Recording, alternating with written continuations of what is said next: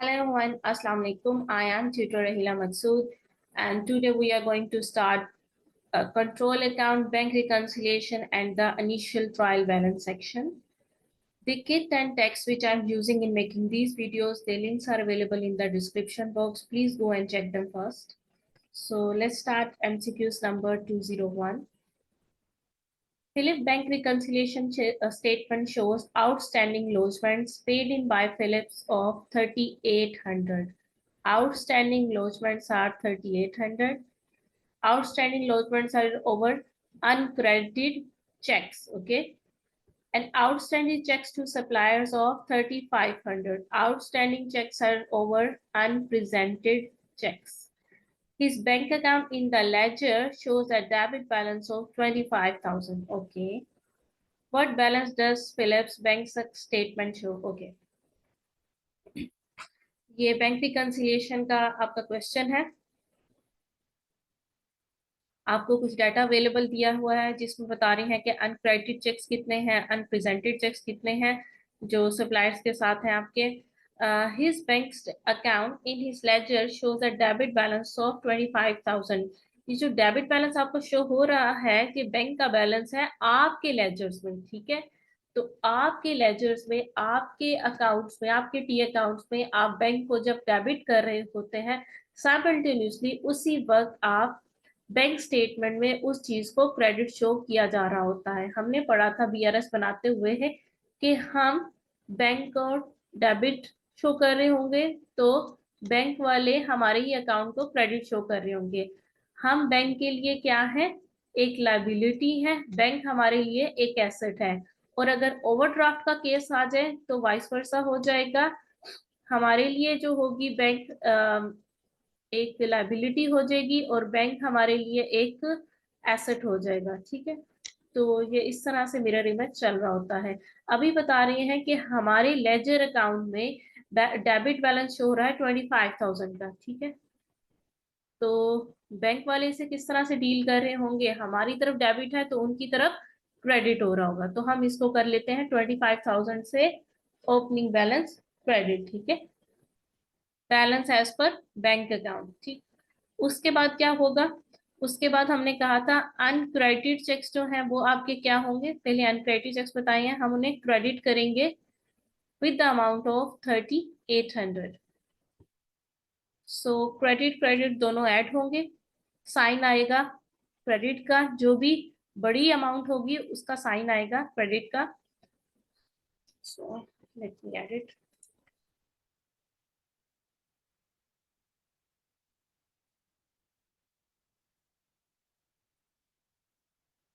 It's 28,800, okay. उसके बाद है हमारे पास अनप्रेजेंटेड चेक्स। अनप्रेजेंटेड चेक्स हमेशा हमने कहा था डेबिट होंगे, तो अनप्रेजेंटेड चेक्स होंगे हमारे पास 3,500 से। क्रेडिट और डेबिट नेट होगा, माइनस होगा ये। और बड़ी फिगर कौन सी है? 20, इट्स बड़ी फिगर है हमारे पास क्रेडिट की, तो आंसर आएगा क्रेडिट में, ठीक है।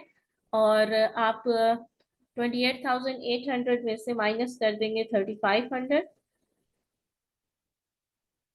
Wait a second.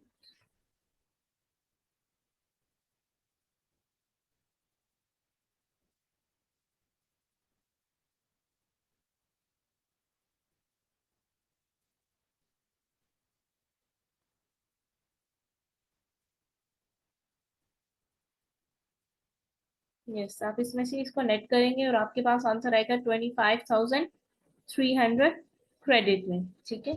So C is the correct option.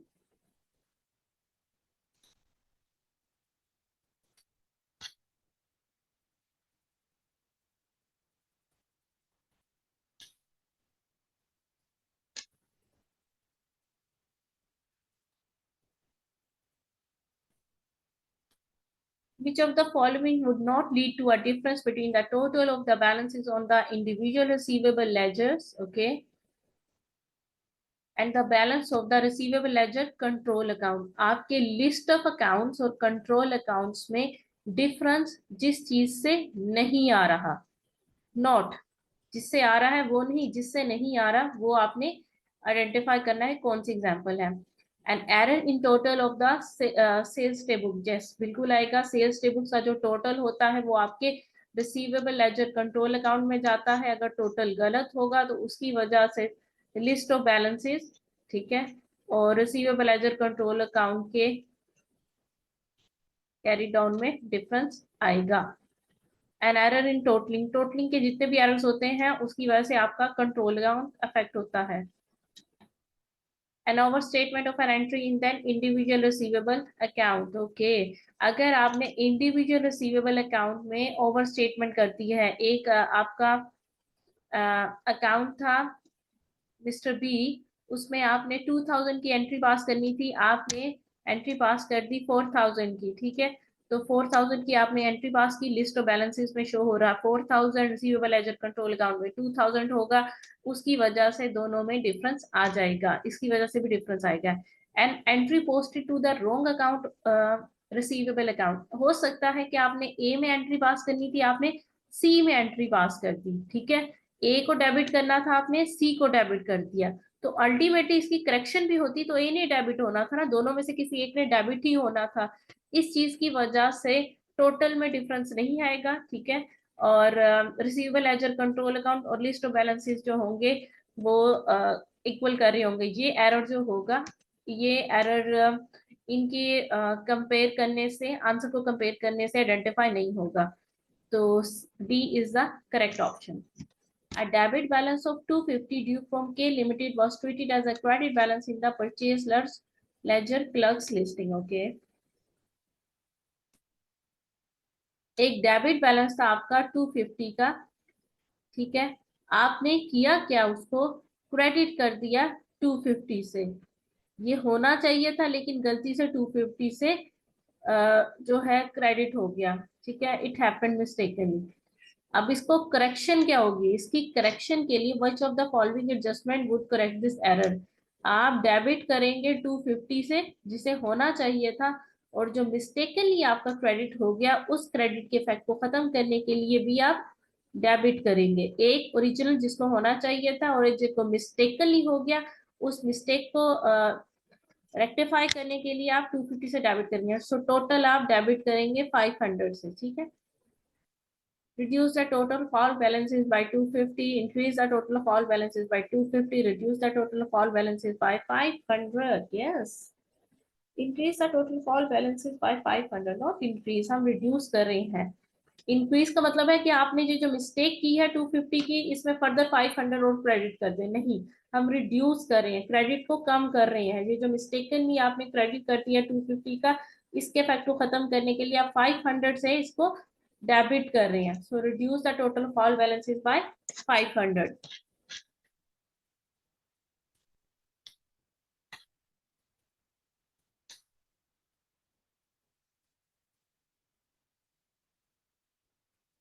Okay, the following attempt at a bank reconciliation has been prepared by Q. Overdraft per bank statement आपको given है, right? अच्छा, ये आंसर्स हैं आपके।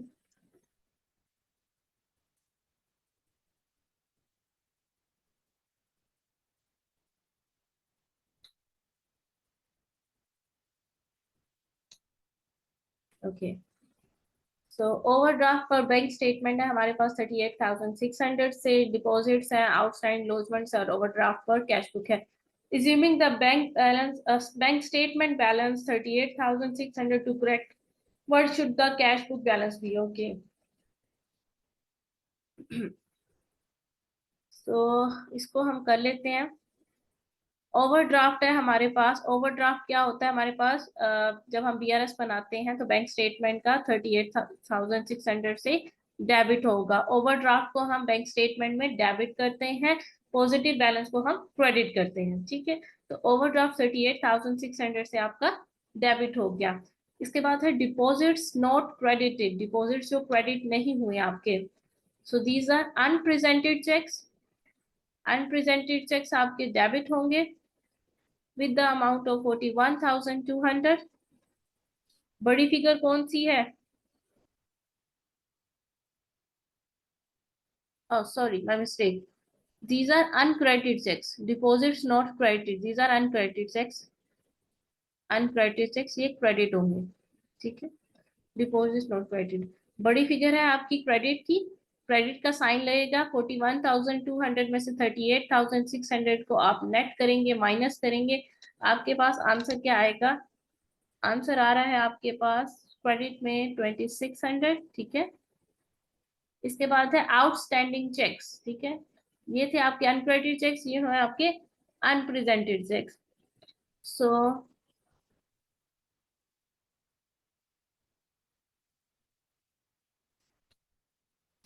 अनप्रेजेंटेड चेक्स आपके debit होंगे, ठीक है, और 3300 से। अगेन इसको हम नेट करेंगे, डेबिट और क्रेडिट दोनों डिफरेंट साइंस हैं, आप नेट करेंगे, आप माइनस करेंगे इन्हें। बड़ी फिगर किसकी है आपकी इस बार? 3300 डेबिट की है, तो डेबिट लिख देंगे आप यहाँ पे, और आंसर आएगा 700 में, ठीक है। तो 700 का ओवरड्राफ्ट आपके पास शो हो रहा है,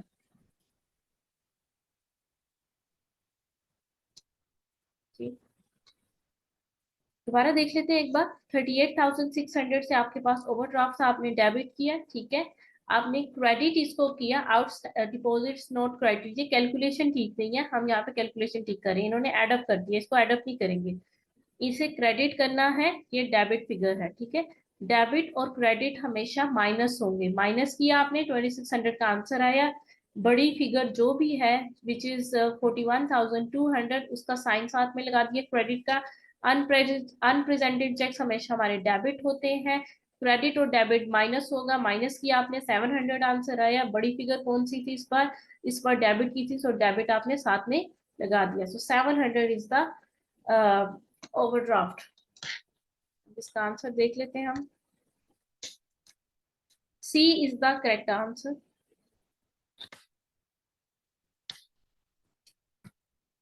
option C is correct, okay.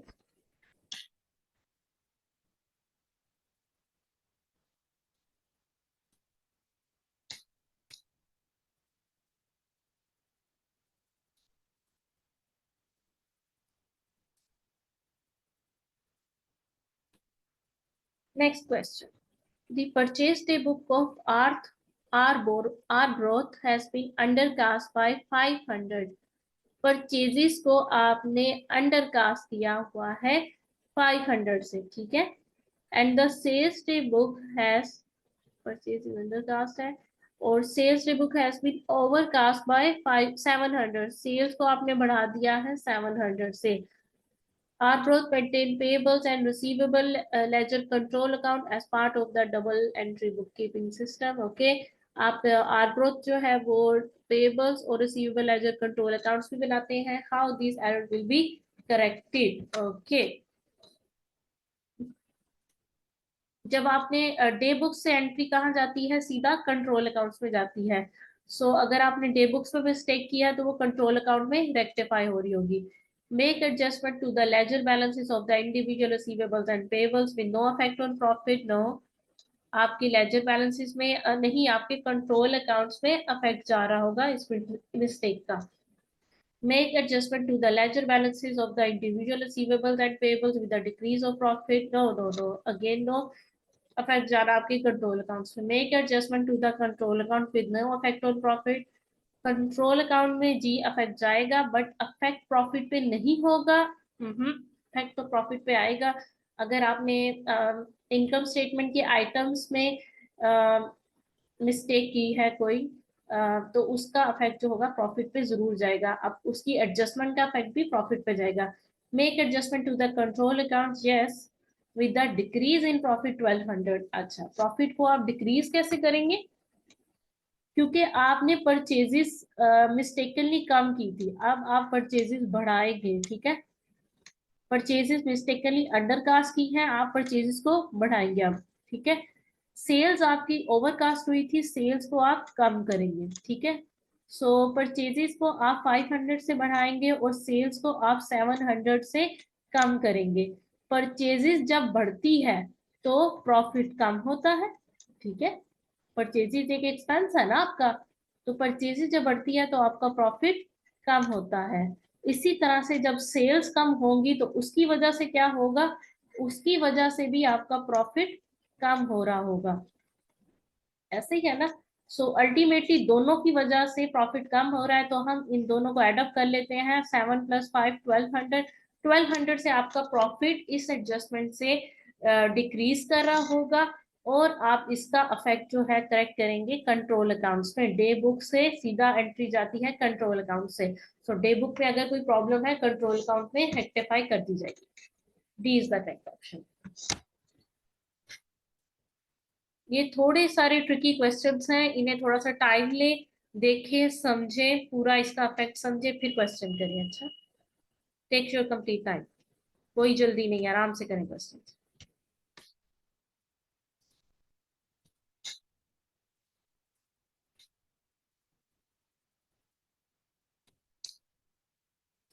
After checking a business cash book against the bank statement, which of the following items could require an entry in the cash book? Okay.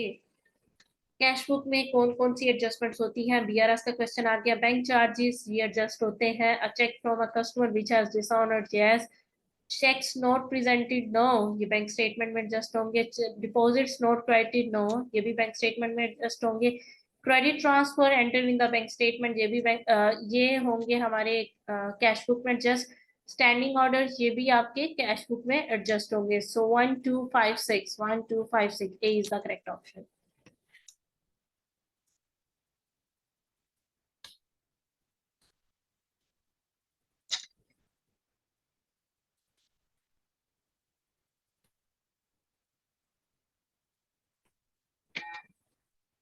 The trade receivable control account balance is 1000, okay, and the total of the individual trade receivable balance is 850, okay. Control account का balance आ रहा है 1000 का, और list of balances का balance आ रहा है 850 का। Control account का बैलेंस आ रहा है 1000 का, और आपका जो लिस्ट ऑफ बैलेंस है वो आ रहा है 850 का। इसका मतलब है क्या? इसका मतलब है कि 150 से कमी है लिस्ट ऑफ बैलेंसेस में, या 150 से ज्यादा है आपके पास, मिस्टेकनली आपने ज्यादा रिकॉर्ड कर दिया कंट्रोल अकाउंट में, रिसीवेबल लेजर कंट्रोल अकाउंट में, ठीक है। तो ये किस वजह से हुआ है ये आपने आइडेंटिफाई करना है। Okay. So a receipt from a credit customer 150 was recorded twice in the receivable ledger control account. एक रिसीट है उसको दो बार रिकॉर्ड कर दिया। रिसीट की वजह से तो आंसर कम होना चाहिए ना, रिसीट इस साइड पे आ रहा होगा, ठीक है। आपका ब्रोड डाउन बैलेंस ये आता है, कैश को आप यहाँ पे लिखते हैं ना, अगर रिसीट होती तो उसकी वजह से तो आपका आंसर कम आता, लेकिन आपका आंसर ज्यादा आ रहा है, तो ये रीजन नहीं हो सकती। A receipt from a credit customer 150 was not recorded in the receivable ledger. हो सकता है कि 150 की रिसीट तो हमने इंडिविजुअल लेजर में रिकॉर्ड ना की हो, उसकी वजह से रिसीट की वजह से आपका बैलेंस कम होता। अगर आपने रिकॉर्ड नहीं की तो उसकी वजह से आपका बैलेंस ज्यादा शो होना चाहिए, ठीक है, आपने मिस कर दिया एक, लेकिन आपका तो बैलेंस कम आ रहा है, तो ये रीजन भी नहीं हो सकती। A receipt from a credit customer 150 was not recorded at all in the control account. एक आपने क्रेडिट कस्टमर से रिसीट की है और उसको रिकॉर्ड ही नहीं किया। अगर हम उस रिसीट को रिकॉर्ड कर लेते, ठीक है, तो उसकी वजह से हमारा आंसर जो होता वो कम आता, लेकिन अभी हमने रिकॉर्ड नहीं किया तो आंसर ज्यादा आ रहा है। हाँ, ये हो सकता है। 150 की अगर रिसीट हमने मिस कर दी, अगर हम इसको लिख लें, 150 यहाँ से माइनस कर दें कंट्रोल अकाउंट में से, तो 850 यहाँ पे आंसर आ जाएगा, 850 यहाँ पे मैच कर जाएगा। तो ये हमें कुछ समझ में आ रहा है, ये हो सकता है। A receipt from a credit customer 150 was recorded twice in the control account. अगर ट्वाइस हम रिकॉर्ड करते 150 + 150 तो आंसर फिर कम हो जाता ना, लेकिन कम नहीं हो रहा, आंसर तो ज्यादा शो हो रहा है। So D is not the correct option, C is the correct option.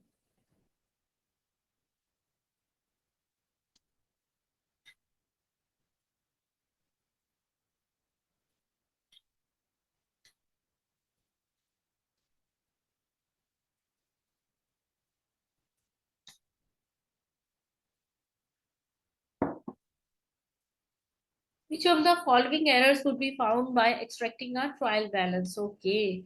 A transaction that has been completely missed in the accounts would be found. ठीक है, would not be found नहीं, would be found.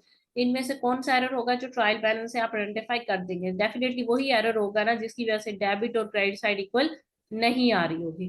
तो जो completely omit कर दिया उसकी वजह से तो डेबिट और क्रेडिट इक्वल आ रही होगी, तो ये तो ट्रायल बैलेंस से आइडेंटिफाई नहीं होगा। Double entries have been made wrong way round. Wrong way round मतलब डेबिट को क्रेडिट कर दिया, जो डेबिट होना था उसको क्रेडिट कर दिया, ठीक है, और जो क्रेडिट होना था उसको डेबिट कर दिया, रिवर्स एंट्री कर दी। तो रिवर्स एंट्री भी आइडेंटिफाई नहीं होती ट्रायल बैलेंस में से। Different figures have been entered for the debit and credit entries, yes. 104 से डेबिट किया और 140 से क्रेडिट कर दिया, तो ये आइडेंटिफाई हो जाएगा।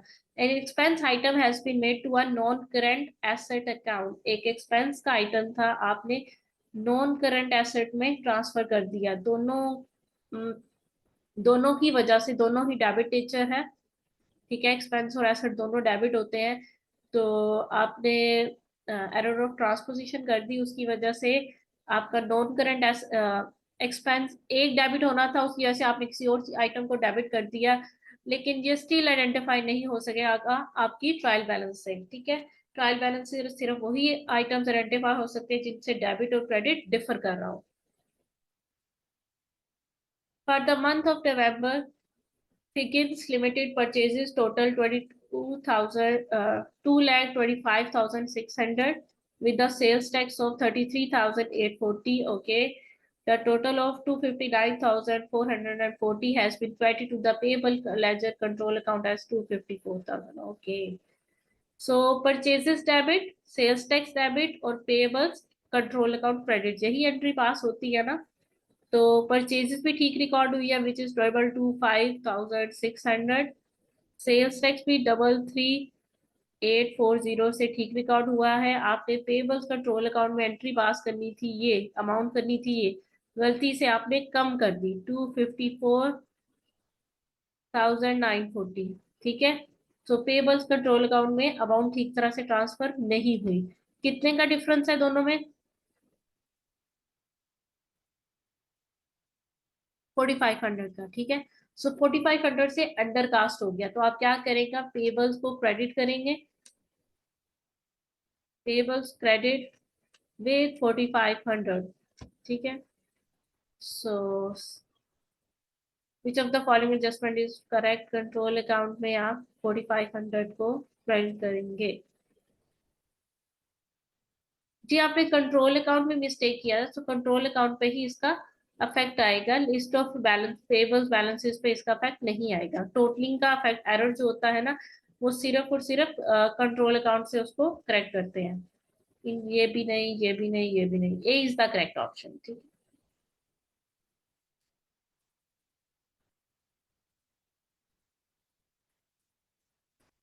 Okay, so that's all for today. हम नेक्स्ट वीडियो में इससे आगे कंटिन्यू करेंगे। इन क्वेश्चंस को एक दफा अच्छे से देख लीजिएगा, खुद अटेम्प्ट करने की कोशिश कीजिएगा, टेक्निक्स को अच्छे से समझिएगा, ताकि आपको पेपर में कोई प्रॉब्लम ना हो। Okay, that's all for today, have a nice time, take care, अल्लाह हाफिज।